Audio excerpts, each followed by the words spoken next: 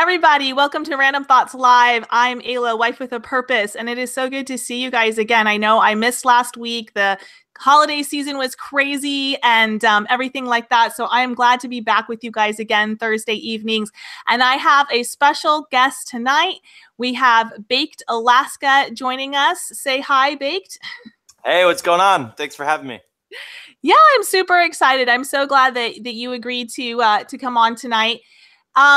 So I'm sure that most people who are watching my channel know who you are, but for those who don't, give us like a little taste, give us a little bite of Baked Alaska. What are you about? Who are you? Okay, cool. Well, I am Baked Alaska from Alaska. I'm actually in Alaska right now, but you probably famously know me for doing different trends on Twitter and trolling people and sort of being a big Trump supporter. But I have been lifetime banned from Twitter now, so you won't really see me on there. So, but I'm a big right-wing supporter. I support, obviously First Amendment, Second Amendment, all that good stuff. And I care about my people. So, yeah. Excellent. I love that description. That's really great.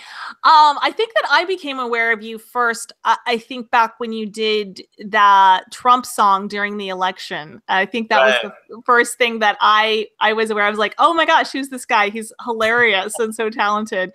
Thank you. Yeah. And so gosh, there's so much I want to talk with you about, but one thing that I would really love to talk with you about is your faith. So let's start out with a little bit about your faith and how that plays into who you are and your activism and your trolling and everything that you do. And then we'll kind of get into more what kind of things you have done in your plans for the future. So you've mentioned several times that you're a Christian. And I think that was one of the big things that attracted me to you and your channel and your Twitter and everything at first when I came across you, because, there aren't a ton of high profile Christians in our movement in general, kind of over here in the dissident right. A lot of the main leaders of the movement are, either atheists or agnostics or something like that. Yeah. So I was super excited to know that you're a Christian. And so I don't know, I haven't really heard any interview where you've talked a lot about that.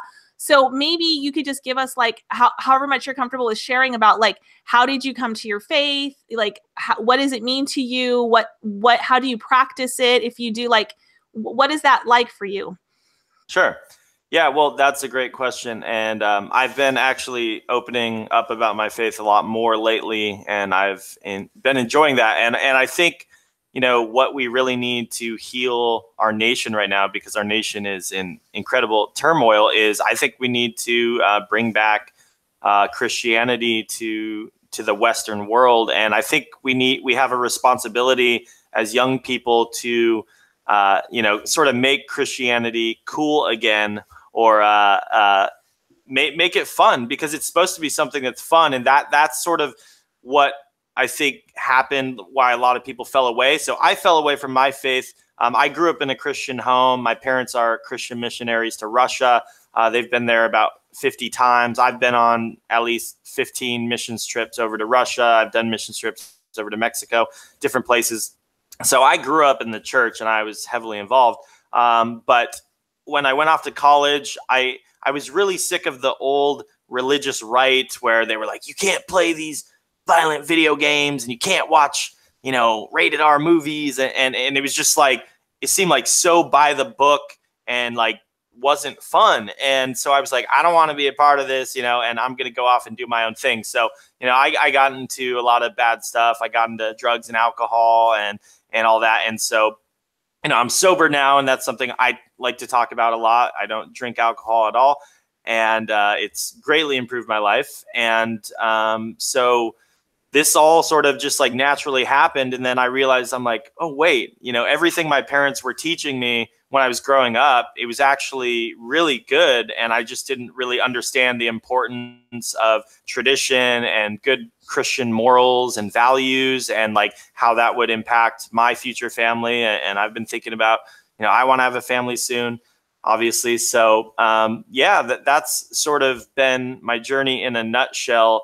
But just being around people who are Christians, being around people who have these values has been such joy to my life, and it's powerful. And I agree with you. I would like to see more people that are Christian stepping up as leaders, because we need that. And that's, someone asked me, I had an interview a couple of days ago, and we were talking about Richard Spencer. And I said, yeah, that's one of the things, I am friends with Spencer, but one of the things I don't like about him is that he told me he's sort of like anti-Christian. And I'm like, what? That doesn't really make sense. And, I think it's important to have, even if you're going to be a cultural Christian or whatnot, like, I think you can't argue that Christian morals and values have not improved our country and like kept things together. Like, I don't know anybody who could argue against that, really.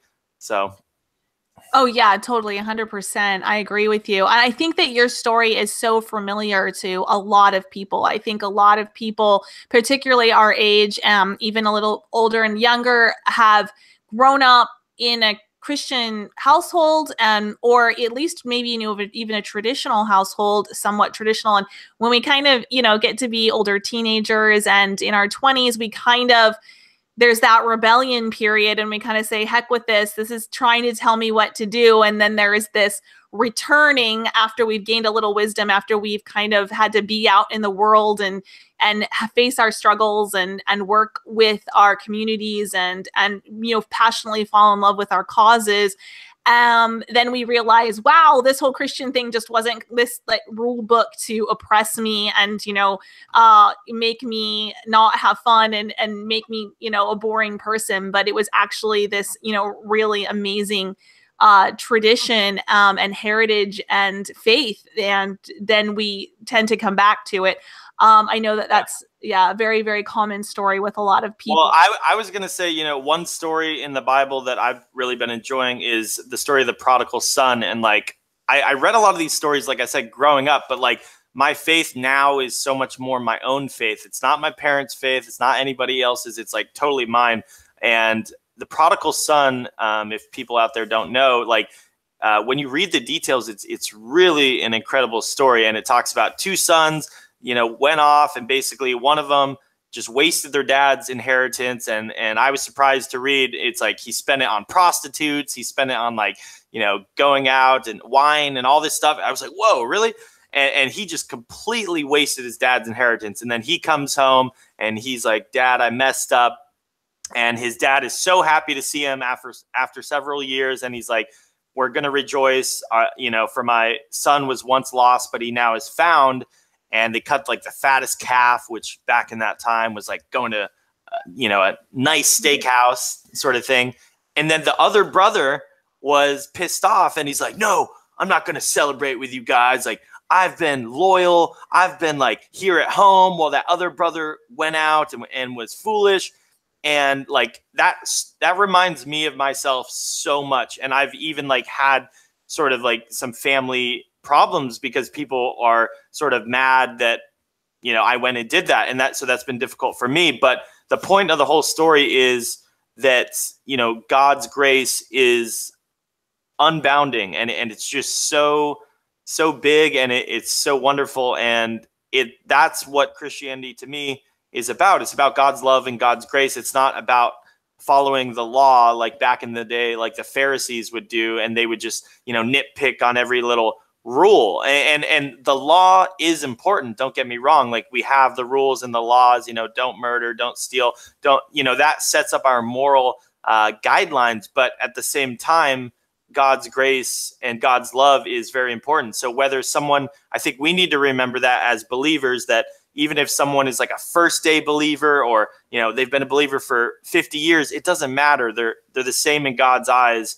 And we can't judge people. If they're truly turning their hearts to God, we need to be open to that. And we need to be forgiving and give them grace. Of course, that doesn't mean we need to let in 100,000 immigrants into our country. And it's funny when people come at me, they're like, oh, you're a Christian, but you don't want all these refugees here. And I'm like, yeah, I in the Bible, it also talks about, protecting your own house before you help other people, making sure your own house is in order. So I'm trying to make sure my own country, my own house, my own place is in order before I go help other people. So of course I care about other people, and I want them to do well over there where they're supposed to be. And I want, my people to do well where we're supposed to be.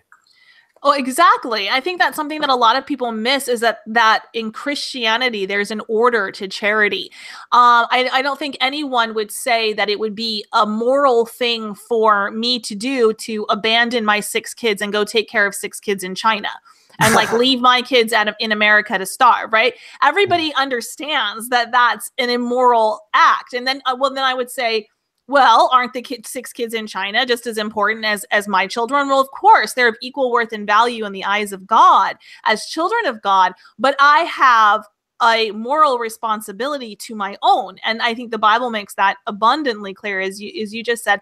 And it's a natural understanding of morality that most people know, that of course you wouldn't abandon your own children. And if you're, have your kids at a playground and there was suddenly some natural disaster, you're going to run and save your kids first. And if you can only save a certain amount of kids, you're going to save your kids. And it doesn't mean that you hate those other kids at the playground. It means that you care about your family more than you do other families. And that's natural and normal and healthy. And if everybody acted that way and protected their own family, then we could have, independent, sovereign, thriving communities. And I think that's I'm really glad that you brought that up, because that's really important for the left to understand. I don't know if they ever will, but I think also this other thing that you brought up, this notion of purity and not forgiving people, is something that I've talked a lot about on my channel. And I actually made a video called "Why the Left Hates Redemption." Because that's also my story. I mean, I wasn't raised a Christian. My parents were vaguely Christian, but we didn't go to church much or any of that. But when I, went through high school and college, I was very liberal. I was very leftist. I went out there and, I drank, and I did all this stuff that I would never do now. Mm-hmm. And, once I, came to my senses and, got married and had children and all of this, I look back and go, wow, I was kind of crazy. But I'm forgiven of anything I did, and I can move on, and I can say, okay, now I understand what's important in life, and I can talk about that and move on. But the left doesn't like to let people move on. And I think that's one of the biggest trolling techniques of the left, is trying to get you on some kind of hypocrisy. Like, they might come to you and be like, well, Baked Alaska, like, you're talking about making America great again, but you used to be an alcoholic. I mean, they'll totally throw that at you. Whereas Christians, well, ideally, are like, well, no, of course, he's repented of that. He's moved on. He's improving his life. He's sober now. Like, that's not something that, we need to hold over his head for the rest of his life. Yeah, well, I mean, I would love to see the people that were just born in the womb perfect. These people obviously don't exist, but everyone has a transformation in their life. I don't care who you are, even if you're a bad person. I mean, you change, you evolve, you change your minds. We all, or me at least politically, I used to be a huge libertarian. I used to vote for Ron Paul and all that. And obviously, and I still love Ron Paul, but, a lot of my views have changed. And like everyone, I would say in the alt-right, obviously didn't start out alt-right. So I don't know. I think they can't really speak about that because everyone has evolved. But yeah, we do have to think about having grace with people and forgiveness. And I think you're absolutely right. I see that with the left. They're like, whoa, this guy, did something. I think the Roy Moore example is something that's perfect. They're like, 45 years ago, this guy asked out a 17-year-old when it was legal in that state and asked the mom, and like held this thing over this guy's head when it's like, and then it looked like they forged stuff and it wasn't even real. But, it's funny how they're like, the loving, progressive party. But like, to me, progression is, I would say, is giving up resentments. To me, true progression is like actually forgiving people who have sinned against you, and being able to reconcile with people if they're, truly repentant, and be able to move on. And like, only the power of God can truly give that forgiveness. And it's powerful. It's powerful around believers. I feel so much better when I'm around other believers and we have that understanding. And that's why you know, and you can relate with this. I'm really happy with myself. A couple of years ago, I used to say, oh, I don't need to, you know, date or marry a Christian woman or anything. Like, you know, I'll be the Christian man, and I'll sort of put them in their place, and they can do whatever they want. But now, like, one of the biggest things I look for, that I'm attracted to, is a girl who loves God, who loves Jesus. And that's so essential to me because, and I'm taking it from my parents' example. They've been married almost 40 years, and they have we have a beautiful family. And they told me, they said, Tim, you know, one of the things that, or they said, without God, our marriage would not be together. And they said, you know, there's times during your marriage where you're going to be at each other's throats. You're going to hate each other for, you know, periods of time. It's going to happen no matter how perfect your marriage is.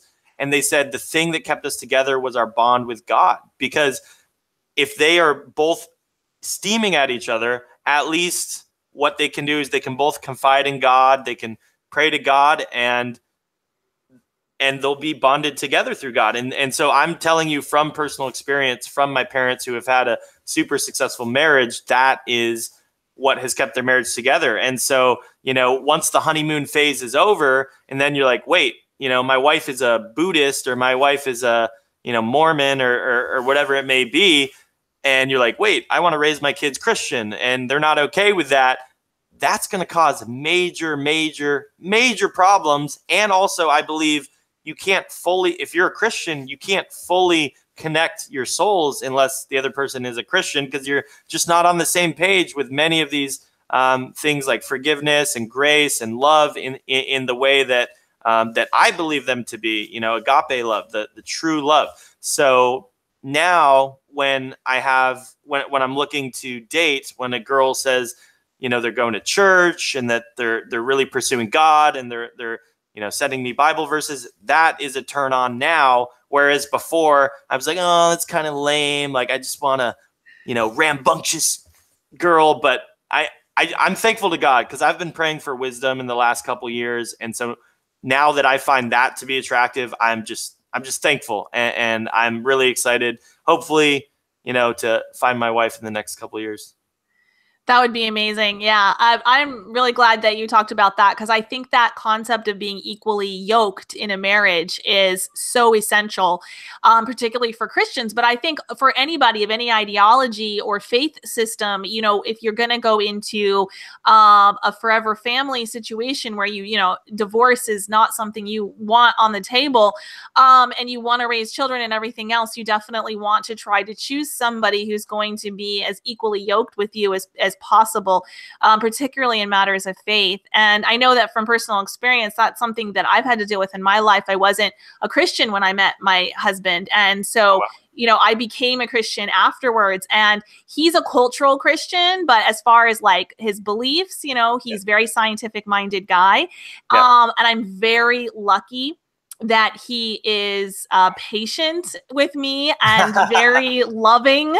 Yes. And I'm very glad that in the past couple of years, as I became a Christian, even though he struggles with the theology of it, culturally, he's 120% on board. Like, he's the one getting us up for church at 7, you know, 7 in the morning on Sunday. I'm the one like, oh, I'm so tired. Can we go to like a later service? And he's like, no, we're going to 8. You know, he's the one that's, you know, getting the kids out of bed, and he's like, this is essential. And so I'm really thankful that it ended up that way. But I got very lucky. A lot of times it doesn't, and it puts a lot of strain.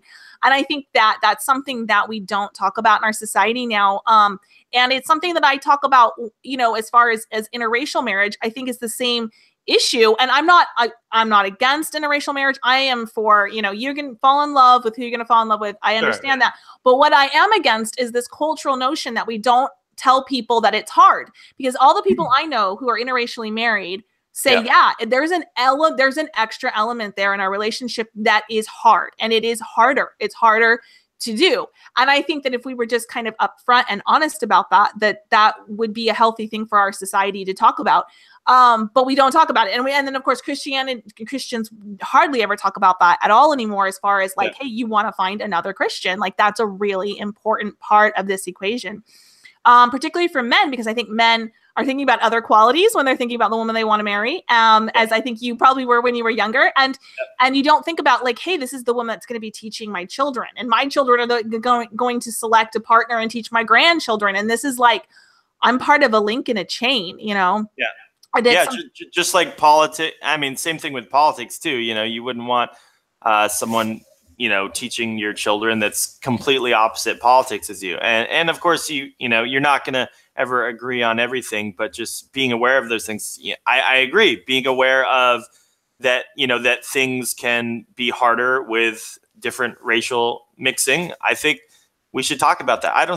I think we should be able to talk about anything. I mean, that's the crazy thing. You know, I believe in free speech. Obviously, you do. You know, we've both been banned off Twitter for stuff that doesn't really make sense. I think the thing I got banned for, I believe, was I said ban all Muslims from the U.S. And I was being very serious. Like, I do believe that. I didn't say, you know, hurt them or like anything like that, or even deport. I just said ban them. I agree with Trump's travel ban, and you know, I just don't believe that they are compatible with our way of life. Just like if we were to go over to the Middle East and, you know, with our American flags and start throwing barbecues and stuff, like they would just literally chop our heads off, and that wouldn't be cool. So in the same way, I don't see them being compatible here. And like you said earlier, it doesn't mean I hate them. It doesn't mean I hate Muslims. Of course, I pray for them, and I hope, you know, they will see the light, but I don't want them to die. I just don't believe that they're compatible with my way of life, our way of life here in the West. And this was, you know, America was founded as a white majority country, and there's no problem with keeping it that way. And like, I don't think that, like, when people talk to me, they always think that I'm some, you know, radical, crazy guy. And I'm really not. I'm really like, I like comedy. I like making funny music videos. I like video games. I'm really sort of into a lot of normal stuff. But I had to stay firm on that concept of standing up for myself. You know, I'm white, and I saw this crazy attack on white people. And so I had to stand up for my own people. And I also had to call out people that were saying, oh, identity politics are bullshit, and like, you know, you can't use those. I'm literally seeing people on the right say identity politics are bullshit, and then in their Twitter bio, it says hashtag Latinas for Trump, hashtag gays for Trump, hashtag blacks for Trump. And I'm like, wait a second. You said you hate identity politics. You're literally using identity politics, or like, you know, everyone is using it. So like, it's stupid that white people wouldn't be able to use it. And that's just a ploy to have us not speak up for our own interests. So I'm glad that I've been able to become aware of those things. I think the distinction is that I would say is that I think identity politics can go too far. And I think that's the danger there. And I've definitely maybe gone too far at some times. I think the danger is keep a balance. Like, don't have your whole life, like, don't be so obsessed with identity politics that you forget about your faith or you forget about your other interests. Like I got really deep into it at one time, and people were like, video games are white genocide, dude. And I was like, what are you talking about, dude? Like I understand some people have, like, you know, bad habits, degenerate habits, but like, some people have hobbies that they, you know, I don't drink. Some people, you know, maybe don't play video games, but then they go out and get blacked out at the bar, you know, 5 times a week. So I don't do that, but I have other things I enjoy in my free time. So I don't know. I just think that's a really interesting topic. Oh, definitely. Well, and I think that this idea that that you shouldn't have any identity politics at all is just absurd. I mean, I used to be very libertarian, kind of in my journey from going left to right. I, you know, stopped in the middle for a while and tried to be this libertarian, but it was like, taken into its logical conclusion, it makes no sense. Like, everybody has an identity. You know, I very much am a woman. I very much am a Christian. I very much am an ethnic European white person. I very much am an American. there are collective identities around who I am, and that's important, and it informs my politics, and it informs like the society that I want. And there is no reason I should set all of those things aside and try to be some kind of like hyper individualist when I go to the voting booth or when I decide how I want my country to be. Of course not. That's ridiculous. And if we all did that, like, it literally wouldn't work. Like, you can't just like have all of these isolated units. We're a community, and we have to function as one. And that gets back to what you were saying about Muslims and being banned from Twitter. Like, I think banning Islam or Muslims from America is actually, you could make a very rational case for that. We are a Christian country. We were founded as a Christian country. And I think that we need to declare that unapologetically. We need to have a uniform consensus. And that's not to say that we can't have any religious minorities in our country.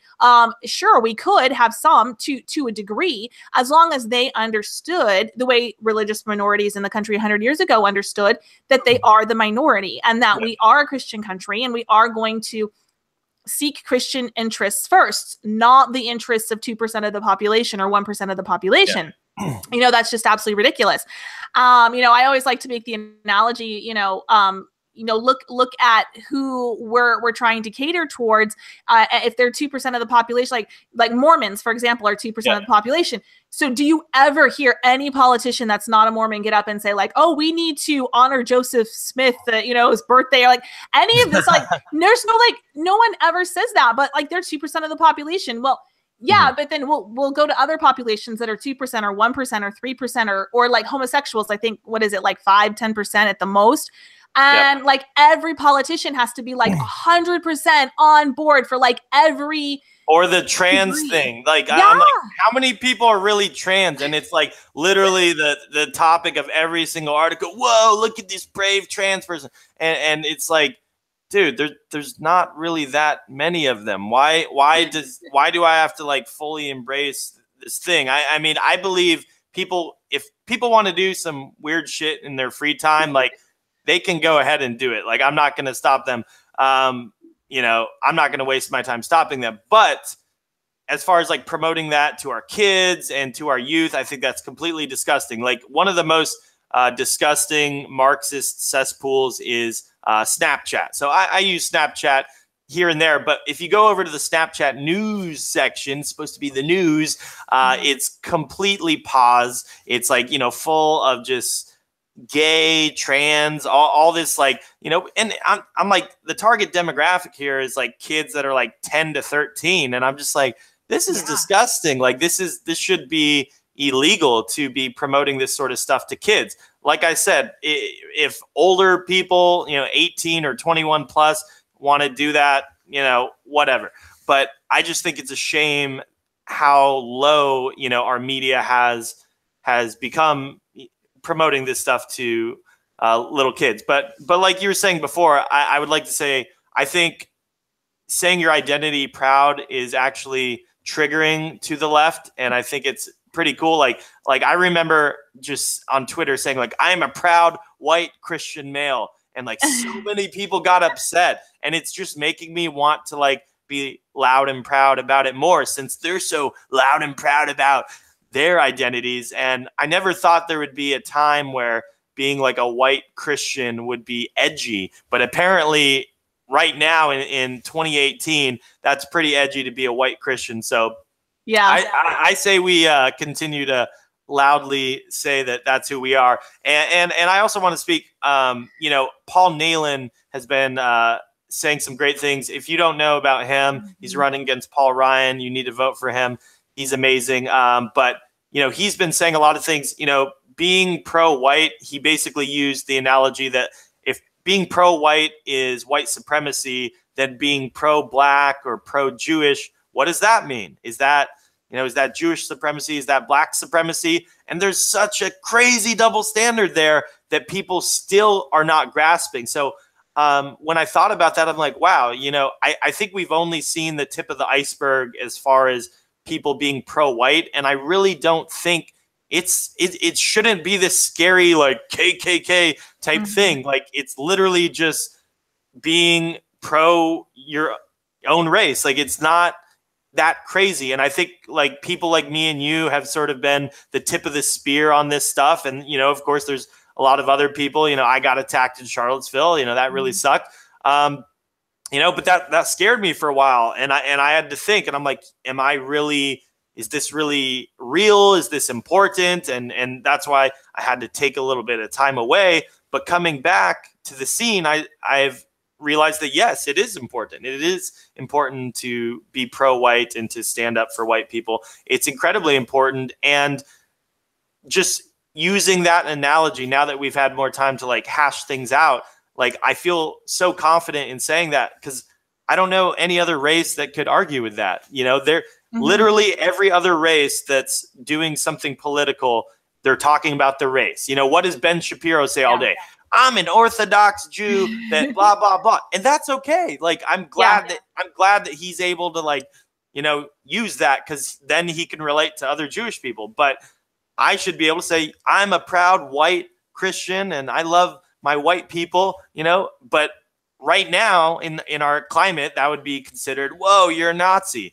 And it's just like, and I think that's why they're scared of people like me and people like you, because we're just common sense people that love our families, that love God, that want to actually make this country a better place. And we really have love for people. And we like to have fun too. It's not so serious all the time. And we like to, you know, post some trolling things or maybe some cookie recipes. So I think that I think people like us are the most dangerous thing to the establishment. And that's why maybe you've noticed some other people that are more hardline have actually stayed on Twitter or stayed on these social platforms, because some of those people are like sort of like fear mongering and scaring people. But then the more common sense people get pushed away. Oh yeah, totally. And I think that was one of the mistakes that I made early on. Oh, I'm getting an echo. Do you hear an echo? I don't hear an echo. Oh, that's weird. Hold on. I'm going to adjust my speaker. Sorry. Okay. Yeah, no worries. Sometimes there's just, I mean, sometimes there's just echoes everywhere listening to us, you know. Yeah, wink, wink. No, I just got a new microphone. This is actually my first time using it. So, okay. Anyways, but yeah, I think that that's an important point, because one of the things I think that I screwed up on or messed up on Twitter was not being so serious. Like I made a lot of jokes about things. And one of the things that I actually did when I was first on Twitter was I had a friend who I was very good friends with at the time when I first started getting some attention on Twitter, and she's half black, half white. And she said, there's this really amazing account called, I think it was called Hey Black Girl. This was like 2 or 3 years ago. And it was just like this black positivity account on Twitter for black women. And it was like, you know, they tweet out this account would tweet out like, hey, black girl, you're so beautiful. You know, you have a great day. And so my friend who was half black, she was like, you should do this, but like, hey, white girl, like, hey, white girl, you're so beautiful or whatever. And I was like, that is the best. Like, it just kind of points out the hypocrisy of everything that's going on.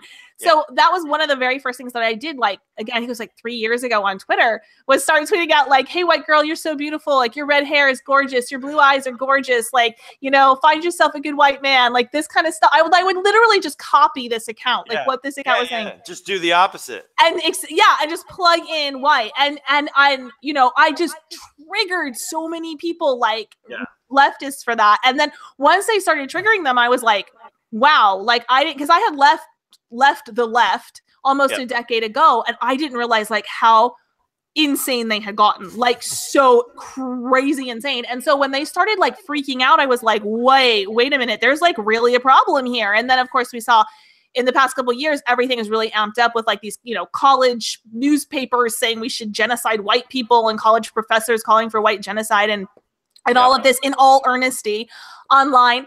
And so then that's when it became like a cause to me. And it was like, wow, this isn't just about triggering a couple of people that are on the fringe left. This is about like, there is 50% of our country or more that thinks it is literally not okay to be white. And that's why I love the campaign, the recent campaign, It's Okay to Be White, because that triggered the bejesus out of them. And it was like, why is that controversial to say, right? But let's talk about, I want to talk about the Twitter ban, because you were saying a little bit earlier. So you've been totally banned from Twitter. You can't get on at all. And when did that happen? It happened on November 15th, actually, hours before my birthday, November 16th.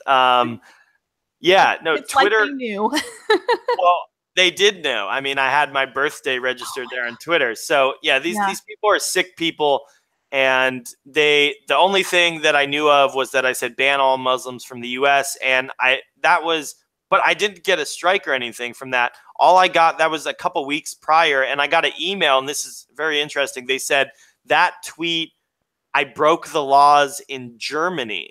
Oh, I've got that email before. You know what I'm talking about? Mm-hmm. But I didn't break any laws in the U.S., so I'm like, okay, I'll just keep this tweet up. I don't. Yeah. I mean, I don't live in Germany, so I don't really care. I'm like, if my account's going to be blocked in Germany, whatever. But first of all, that's scary that me having an opinion, meanwhile they can say they want to kill white people in our country, and then I just say, I want certain people to be banned from migrating here. Just having an opinion simply can be against the law, apparently. And I heard in the news that apparently someone was saying something similar about not wanting Muslims here and in California, and they're trying to arrest the guy.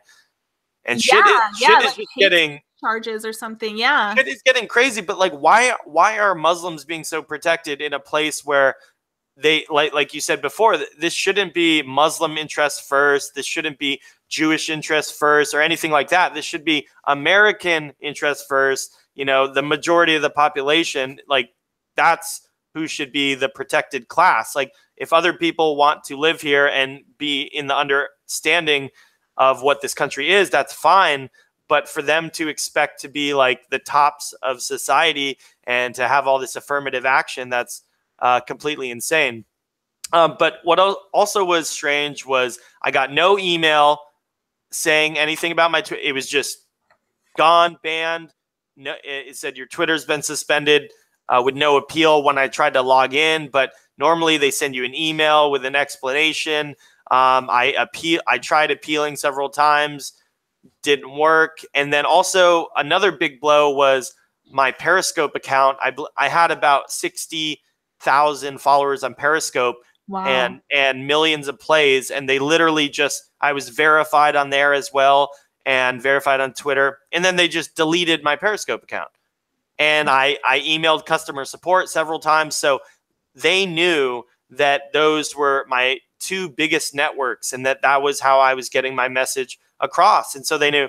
I actually got a 6-month YouTube ban, and I got it overturned because I complained on Twitter. They flagged my video of me getting attacked in Charlottesville. They said for harassment and bullying, and they banned me for 6 months. And then so I screenshotted that on Twitter, and I said, I literally got banned for harassment and bullying for a video of me getting attacked by communists, me getting sprayed in the face by Antifa.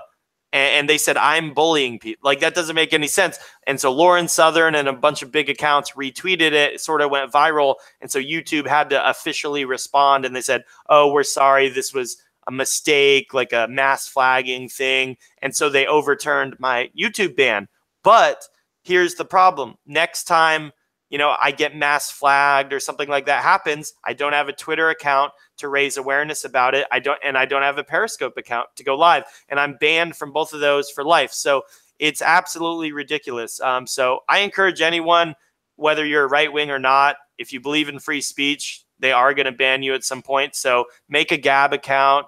You can find me at Apple on Gab. But Gab has been doing a great job, and we were talking before the show too about how it's really unfair that the left says make your own technology. If you don't like the Twitter terms and services, make your own technology. Well, the problem there is Gab is not allowed on the Apple Store. It's not allowed on the Google Play Store. I had an app called Build the Wall, the game, and it was a game where you throw bricks to knock illegal immigrants off the wall. It was kind of funny.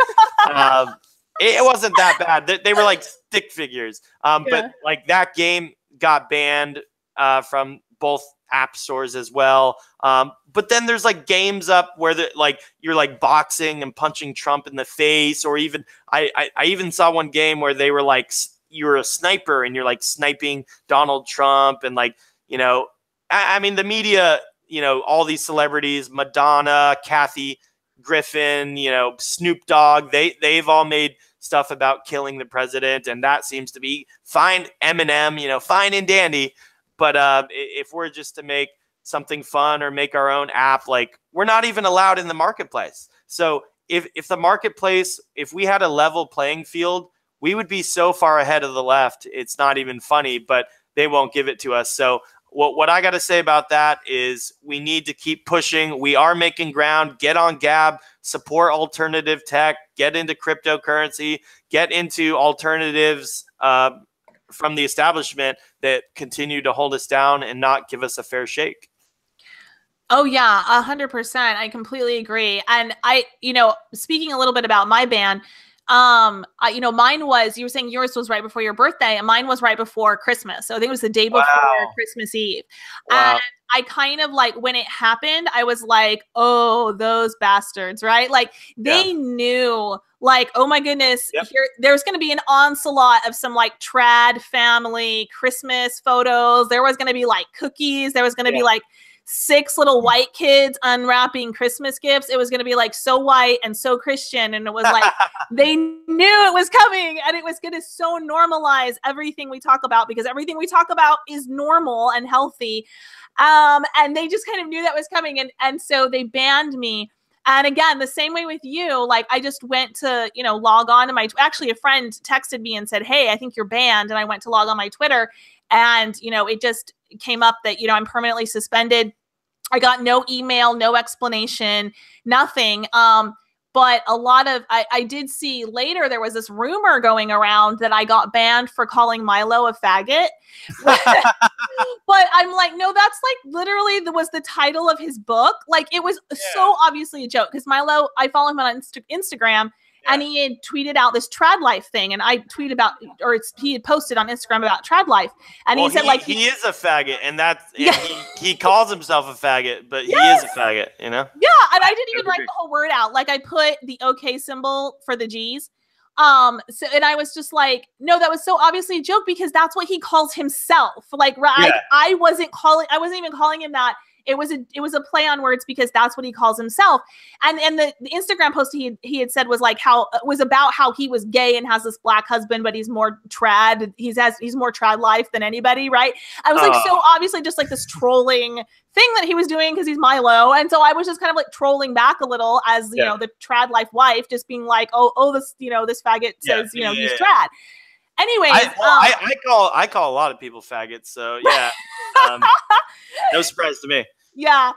So, but I just, I thought, well, that's, if that is the case, if that is the email or the tweet that they banned me for, then that's, absolutely ridiculous. But at any rate, I don't know what they banned me for. There's no appeal process. I got no email, nothing like this. So the same as you, and it happened right before the holidays. And what I think is interesting is the left. Like, I was watching that when you were talking. They celebrate this, by the way. Like, when both me and you got banned, they're like, oh my God, like, this is so amazing. And like, they were like, Baked Alaska is over party. I was the #1 trending topic in the US. And, it's absolutely disgusting. These people don't even want us to have a platform to speak. And I believe in the left being able to speak, as long as they're not being violent. In fact, I enjoy being on a platform that has both. That's one thing that sucks about Gab, and hopefully we get more leftists on there, because I want to have a dialogue. I want people to disagree with me. I want to be able to have debates. I want to be able to have criticism. I don't want to live in an echo chamber where everyone agrees with me. That's usually not fun. And then you can sort of bounce people back and forth. So, it is a shame that they're like, I mean, the left, if you look at like classical liberals, if you look at how the left was even 5 years ago, they would be standing up for me and you. They would be standing up for anyone and saying, this is disgusting. I'm talking about people like Glenn Greenwald and, Edward Snowden, that sort of class, Julian Assange type people. But, you know, everyone was just celebrating, and it's so hypocritical. Yeah, but at the same time, they want the Christian bakery to bake the gay cake, right? Yeah. I mean, they're you know, they'll tell you and me like, oh, well, Twitter can come. It's a private business. It can have its own terms of service. Well, okay, yeah, then that Christian baker, you know, has his own terms of service. And if he doesn't want to bake a gay wedding cake, or that photographer doesn't want to do a gay wedding, oh, then the left, they have a totally different story. And they're just so openly hypocritical. I know we all have our own biases that we look at the world through, but they're so blatantly, openly hypocritical, saying that, you know, one business must be forced to provide service to homosexuals, to the left. Another business does not have to be forced to provide services if it's a conservative person, if it's a Christian person, if it's a white person. And I know what you're talking about with Gab. It's so hard for me with Gab because, yeah, there isn't that bounce back and forth. And that was one thing that I was actually good at on Twitter.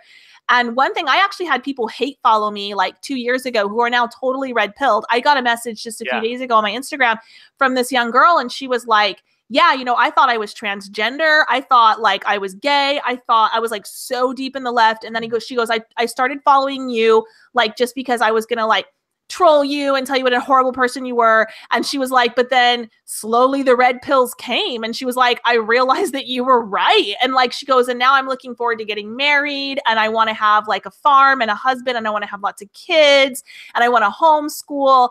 And like, that's what they're really afraid of, because even people who hate us will start following someone like you or me on Twitter. And then they kind of take this journey with us, you know, and we were able to actually red pill people that way. It was really effective, and in a way that we can't be on Gab, because most of the people on Gab are fairly on our side about most issues.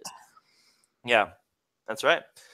Well, yeah, I think the way that the left and these tech companies have come after white Christians is, I don't know, that's sort of been the most shocking thing to me.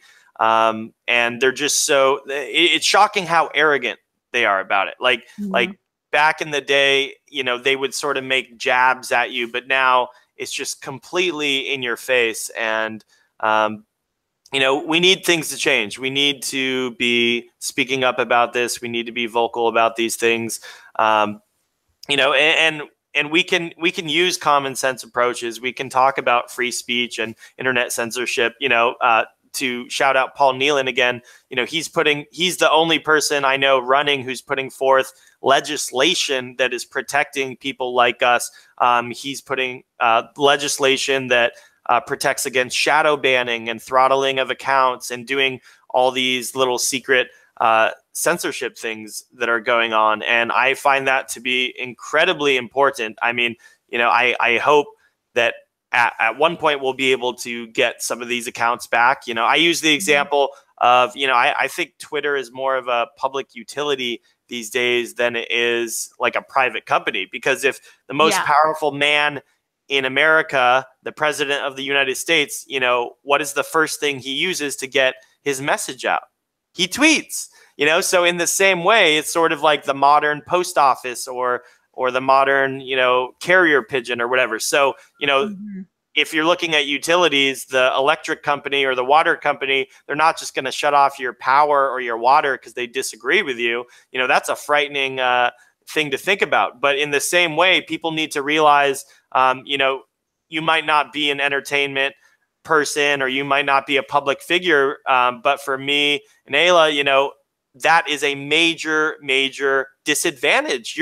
You're taking away something that the president of the most powerful nation of the world, that's what he uses as his first form of communication to the people. And now we don't have the privilege to even use it. They won't even, like I was telling you, I was trying to make a new account and I'm IP banned. So they didn't even say, you know, this is a strike, start over or something like that. I'm literally just, you know, I can't even use the service. So it's sort of like, you know, I'm banned from the post office. It just is really crippling. And to list all the stuff I'm lifetime banned from, it's PayPal, Patreon, GoFundMe, Twitter, Periscope, and my book off Amazon. So it's been hard. It's been a hard time. Like, right now to make money, the only thing I've been able to do basically is YouTube, streaming, and trading cryptocurrency. That's about all I can do right now. So I'm not trying to play the victim. I'm trying to stay positive and look for new opportunities on how we can overcome this. But I think hopefully we'll be able to look back in a couple of years and be like, wow, that was crazy that they were doing this to us, because we are the tip of the spear. And I think maybe when this sort of stuff starts happening to people on the left or something, maybe that will wake them up. But we definitely need to keep pushing the alternative technologies. Oh, definitely. Yeah. And I agree with what you said about it being like a public utility. And I think that it has become like that, particularly Twitter, and maybe to a slightly lesser extent, Facebook, but I definitely Twitter because, so many news articles and things pull from that. And again, like you said, access to the president, which is kind of like an American right. And also, I think one of the things that is really damaging for people like you and I in our situations or other people is that once they ban you from Twitter, all of these people can make all these stock account or these puppet accounts, excuse me, that look or parody accounts of you, and Twitter does nothing about it. And so then it's really difficult because then people are like, oh, people that even know you are like, oh, is this really you? I mean, I get multiple emails a day like, oh, is this you? Is this you? Because like all of these accounts sprung up. Of course, they de-verified me before they took me down, and so the verification was the way that I could say, this is my account. And then they stripped me of that. These parody accounts started coming out completely unrestricted. And of course, once I was pulled, that happened. But then another dangerous thing is that once they've banned your account and that history is gone from the internet or gone from Twitter, people can say whatever they want about you and they can fake whatever they want about you. And that was something that I saw coming as well. I downloaded my entire Twitter on my computer because I said there might be a time if things get really bad that I have to bring this to court and say, look, I never said these things that they're saying. That's a great point. And I noticed after I got banned, I searched my name and there were fake Baked Alaska accounts and they were accepting Bitcoin donations. And they were like, help, I got banned. Send me Bitcoin. I'm not even joking. And they had like a PayPal and a Bitcoin, and like Twitter wasn't, I couldn't report it because I didn't even have an account. I tried to make a new account. I couldn't do anything. I know same with you. People are making money off your name. There's like Wife with a Porpoise and like all these different parody accounts that are pretending to be us or making money off our names. And it's absolutely ridiculous. But I didn't think about that, some accusations could be made up that we tweeted something and then you have no way of responding. That's absolutely criminal. Right, because that's something I've been dealing with since I got some attention on Twitter, was people just like literally just photoshopping, fake tweets and saying that I said this, or putting these quotes together and saying that I said this on a podcast or something like that. So that's why I gotta say real quick, I'm still so shocked that they come after you. Like this is the first time we've done like a face-to-face, but you're seriously a sweetheart. And like everything you promote is like, you're speaking, you're doing God's work. And I just want to say, I really appreciate you. Like everything you're doing is a big inspiration to me. And I know there's a ton of ladies in my Discord, Fashy Housewife, and a bunch of great housewives in my community that look up to you. So I just want to say thank you for doing what you do. And I want you to keep doing what you do because it's affecting a lot of people, not just women, men. I appreciate it too, because you're teaching the women how to raise a good Christian family. And even if people aren't Christian, they can just look at your stuff and say, wow, look at the happiness and the tradition that you're preserving, because a lot of people don't preserve that anymore. And so I just want to say thank you. Keep doing what you're doing. It's really, really awesome. I really love it. But my point is, it's insane that people like you specifically, are getting banned from Twitter. That is the craziest thing in the world. I mean, if I were to show my parents, your account and your content versus Madonna's content or Sarah Silverman, my parents would be puking at some of the stuff Sarah Silverman has posted. And I can't think of a single thing that is bad that you've posted. Maybe you've had a slightly controversial opinion according to the establishment, but that's completely insane that you would get banned from that. And back to like, who are they really defending here is my question. Like, if you say something that they deem to be anti-Semitic, it's like you can get banned from everything. Why are these people getting protected so much in America? Why, if they're 2% of the population, why is that the priority? Or if you're saying something about Muslims, why is that the priority? I think the priority should be Americans. If you say stuff that's anti-American, if you're not standing for the Pledge of Allegiance, if you're burning the flag, all these disgusting things that we see Black Lives Matter people do and Antifa people do. We had Keith Ellison, the DNC chair, hold up the Antifa handbook the other day and say, yes, I support Antifa. That guy should be deported. Like, that is disgusting. He's anti-American. They hate our country. They hate the founding fathers. They hate Christians, and they hate white people. And it's completely disgusting. And I'm not going to stand here and not say anything about it anymore. Oh, yeah, I completely agree with you. Yeah, and thank you for your kind words, by the way. And a lot of people have the similar response. They're like, why are they banning you? Like, obviously, you're against immigration, you're against, Muslim migration and things like that. And that might be a controversial opinion, but I don't even cuss, I don't even say, I don't even take the Lord's name in vain. I don't do anything like that. And you're a much better saint than I am. I'll tell you that. No, I'm not a saint. I'm just a mom who once I had kids, I had to learn not to cuss. Yeah. But sure. And then it became a value that I decided for myself. But at any rate, people are like shocked, and I'm often shocked too. Especially with Patreon and things like that. When they ban me from there, I'm like, what? Why? Like, all I had on there were like, videos of my kids and stuff. It was like so ridiculous. Yeah. But anyways, yeah. And I think that it's really interesting though, if I'm showing people at least what is triggering the left, if they say, hey, look, this is a mom and these were her opinions and these were pictures of her kids, and they banned that, then hopefully it'll help, at least it will serve to help wake people up to how dire the situation is right now, because we're being completely invaded physically by people that don't belong here, and we're also being invaded in the ideology and in the everyday heads and consciousness of Americans who are not standing up and speaking out and saying, hey, I'm white, I'm Christian, and I'm proud, no apologies. Like, I've just, even on my Facebook and things like that, I've started saying, like, IQ and race and all of that, like that, those are all side issues. My people could be the dumbest people in the world. They're still my people, and I'm standing up for them. No apologies. I'm not going to be bullied about it anymore. I'm not going to feel guilty. Like, some Muslim is not going to come on my Facebook page and make me feel guilty for being a Christian, for being a white person, for being a descendant of the people that built this country. Absolutely not. No apologies anymore. I don't have to. Amen. I don't have to explain away what my ancestors did. I don't have to explain away slavery.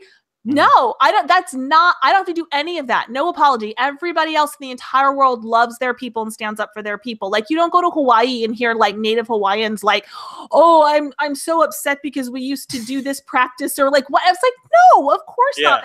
Like, why would white people do that? Why would Christians do that? It's ridiculous. And so, yeah. And I think that is it's just a dangerous message to those who want to control us and those that want to change our country. Absolutely. Well, yeah, you're so right about that. And there's so many good examples we can use to point people in the logical direction, because, and it all took us, quite a while to get red pilled, white pilled, whatever you want to call it. But, I like using the example of Japan. I think that's like such a great example. Japan is 98.4% ethnic Japanese. And if you were to bring over a ton of Mexicans or, any other race, would it really be Japan anymore? Like, no, I don't think it would. And I think the people over in Japan, obviously, they've kept their immigration so tight because they're preserving Japanese culture. And I would cry for the Japanese people if Japan was not Japan anymore, if it was like 50% Mexican. Like, I would weep for them, because that is the last place they have to really have their culture. And Japanese culture is amazing. And that's one thing, I think people don't understand about people who embrace their own white identities. They think they like hate all these other cultures. It's like, no, we appreciate culture. And that's why we want to keep it. Like, we like a lot of these other cultures. We like, a ton of different cultures that aren't ours. And we want them to be able to do the exact same thing that they're currently doing. And you know, you can even look at Israel and how they have a majority Jewish people. I think that's fine. Let them do it, but don't come at us and say that we can't have the same thing. Don't give us this double standard that you can't be criticized, but we can be criticized all day. And you know, frankly, I'm sick of how much they can criticize. I'm starting to call people out. I'm calling them, you know, the word I can think of now is basically anti-Christian. I'm like, why are you anti-Christian? Because, you know, in our day and age, in this day and age in America, you can, you know, put a cross in a bucket of piss and put it in a museum and call it art. And that's celebrated. That's cool. You know, South Park and all these different shows. And I believe in free speech. That's okay. That's fine. You know, I don't have to like it. I do believe it should be allowed. But then if imagine, and I tell people this too, you know, one thing I've noticed is a ton of people do the whole upside down cross. It's so trendy in like the EDM music, in the whole music industry. It's so edgy and cool to make fun of Jesus, to put these upside down crosses, to mock Christianity. It's so trendy, and it's really trendy on a mainstream level. So I was like, what if I put like a Jewish star upside down with like a no sign over it, or like, you know, really mocked Judaism? Like, would that be okay in the music industry? Absolutely not. Absolutely not.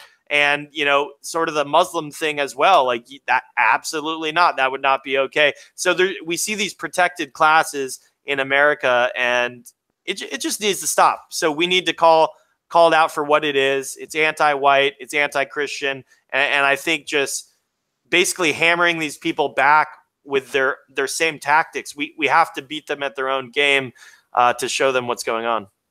Oh, completely. I totally agree. And I think that, you know, one of the funny things that I always tell people is the way that I got into, I don't know, like the white movement or ethnically European white people movement is it was a logical transition. I was really into the Free Tibet movement when I was on the left, you know, about 10, 20 years ago. This was a huge deal. You know, China was invading Tibet. They were destroying their culture. They were interbreeding with Tibetans, and Tibet was crying out to the international community for help. And all the hippies and everybody else, you know, we all had Free Tibet stickers on our car, and we were boycotting China. We wouldn't buy goods from China, which is really freaking hard, by the way. But I did that for years. Even when I had kids, when I was first having kids, I wasn't buying any toys from China. And, you know, because I said, you know, look, the Tibetan people, their culture is beautiful. It's special. And China has no right to go in there and completely like breed them out and destroy their culture and everything else.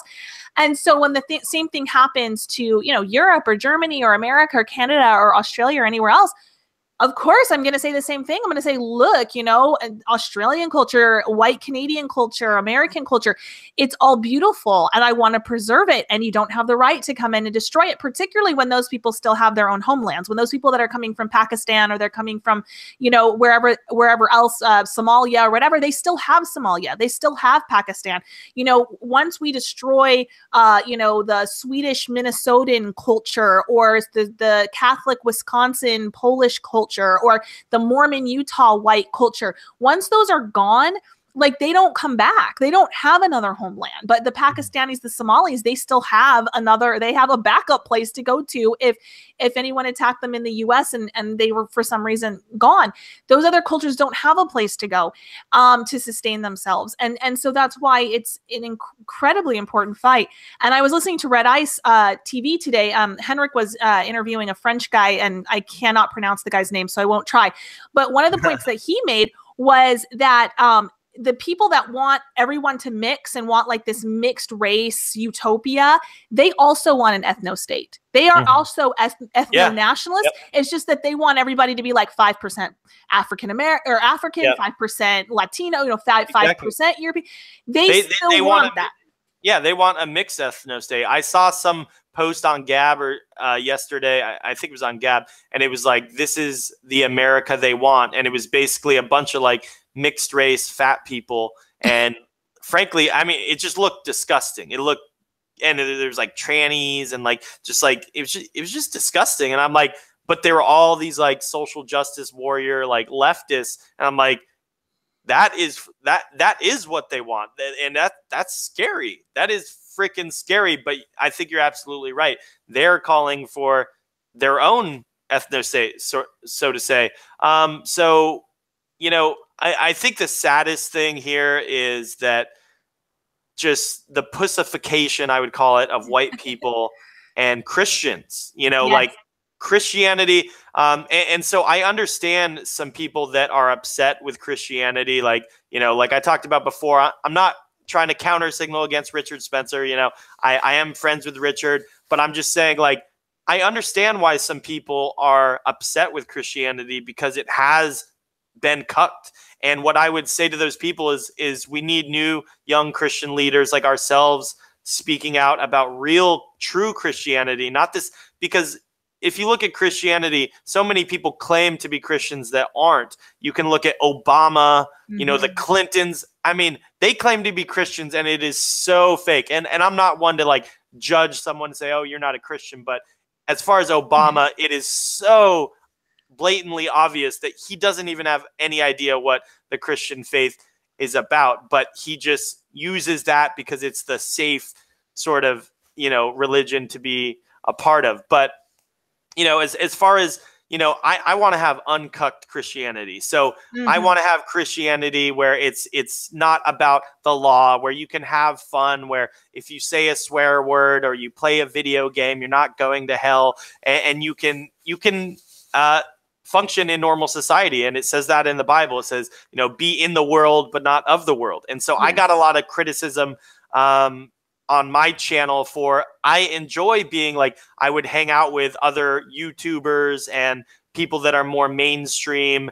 And a lot of people were like, oh, you're a cuck, degenerate. And I'm like, dude, how am I supposed to make a change in the world just by being in my little box? Like, I want to go be around people that maybe are degenerate, or maybe, and I go around and I don't drink and I don't do the things they do.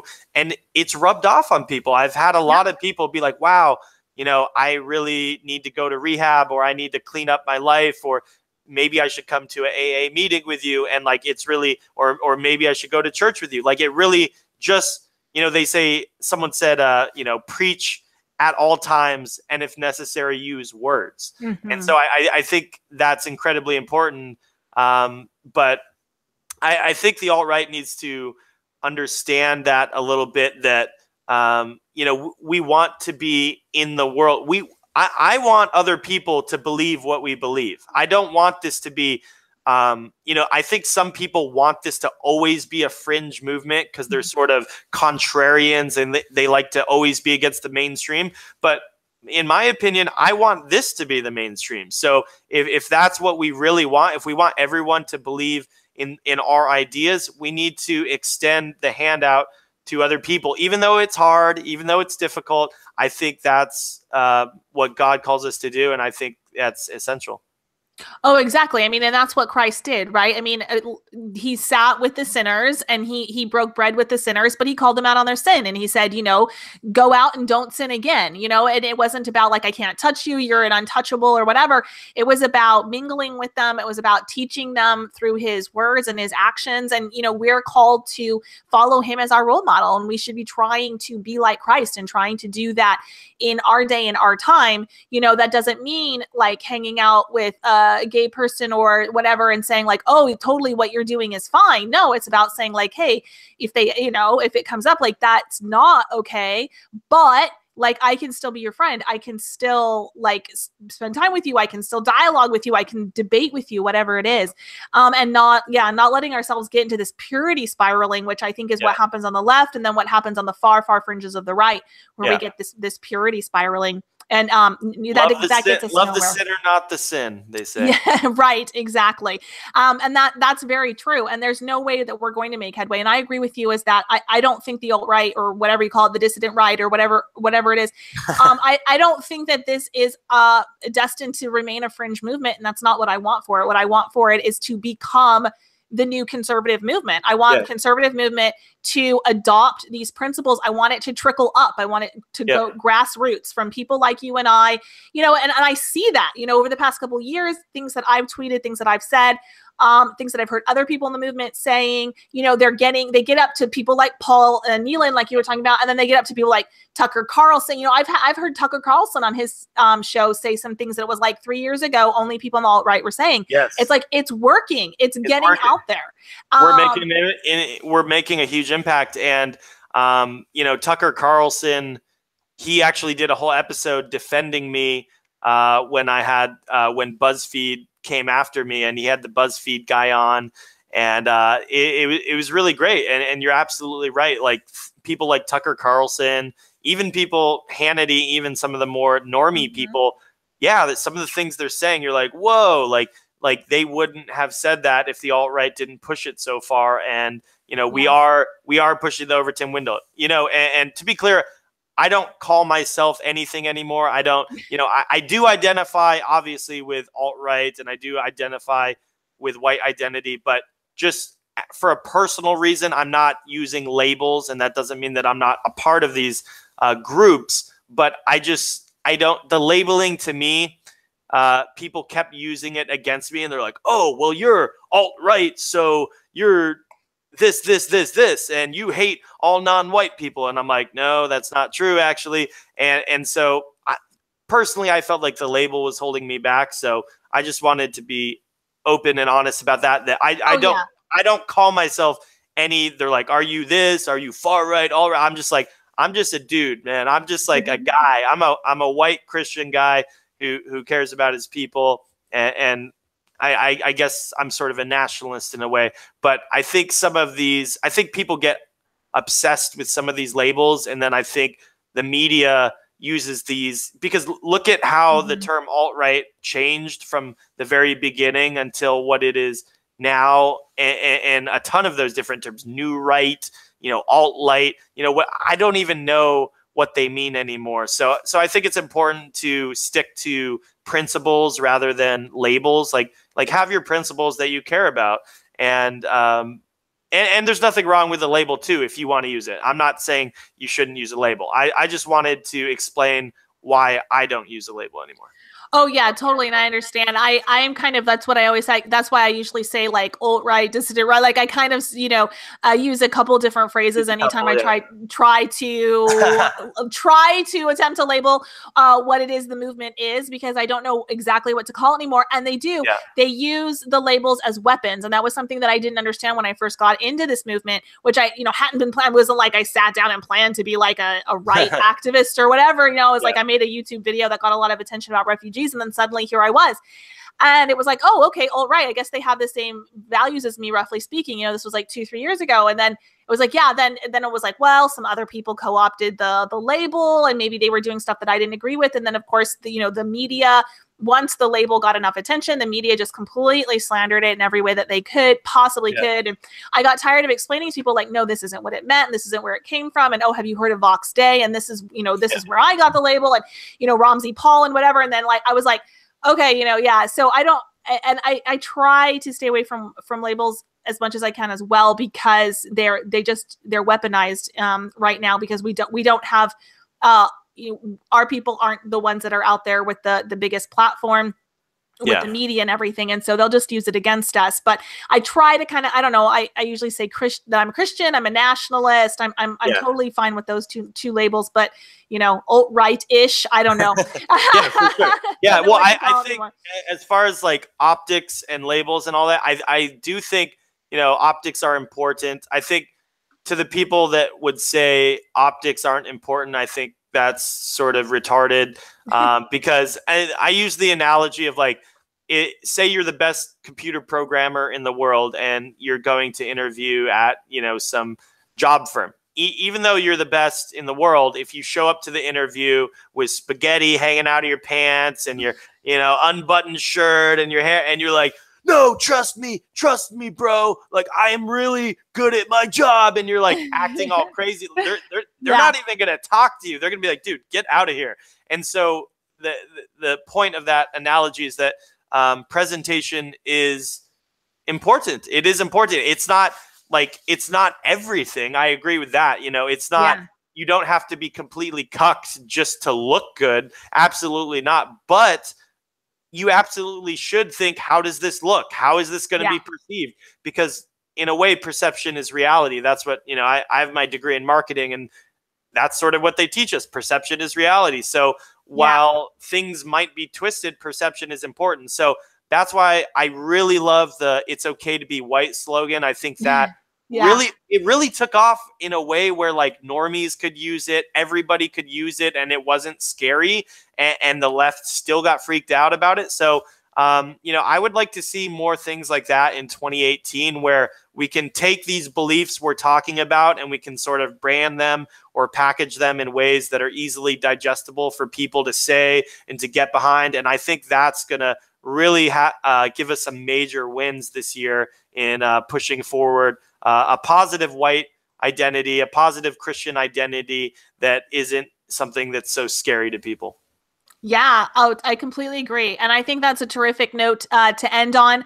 I do hope we see more of that in 2018.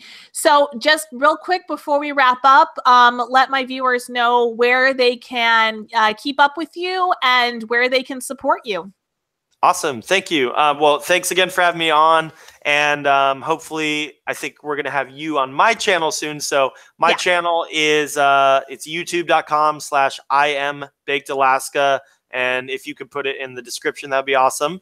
Yeah. And then on Gab, I am Apple, @Apple on Gab. So hopefully, I'm betting on Gab, being the next Twitter, and Apple computers will have to pay me $14 million hopefully for that.